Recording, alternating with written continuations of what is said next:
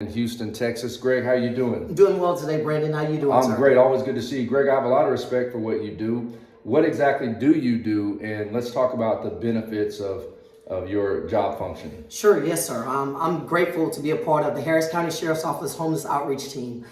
There we go out each and every day and we make contact with homeless consumers that are living underneath the freeways and living inside of encampments, walking on the roadways and sleeping on the roadways. So each day we make contact with them and engage them on their needs and in their places where they are. And we try to help them, offer them services of getting off the streets, whether it be a shelter or some form of substance abuse program. What is the success rate of actually helping individuals get off the street? So right now we're about 1 out of 10 people, because a lot of times most people, they don't have a great interaction with law enforcement. So what we try to do is we try to meet them out there on the streets, and we wear a different uniform. We wear a mental health uniform so they can see us differently, and then our vehicles are labeled Homeless Outreach Team on it.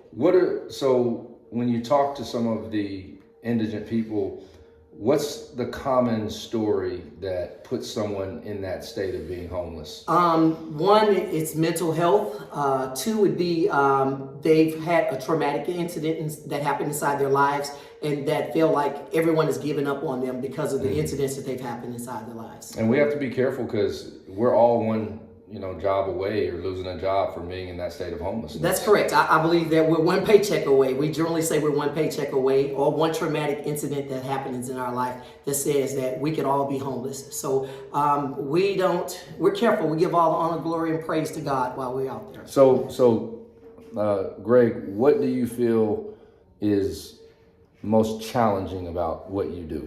The most challenging is trying to bridge that gap between law enforcement and the community, because some of the people that are out there, most of the people out there they all pretty much have criminal records, and they had a bad experience with law enforcement. So they kind of push away from law enforcement of trying to get that help because they think we're out there trying to harass them or arrest them. Yes. Okay. And I'm sure that you run into guys, it has to be rewarding when you've rescued someone. Yes. And you see this gentleman or this lady. Yes. Years down the line. Can you recall a story that really just kind of touched your heart and you were like, I remember when? Right.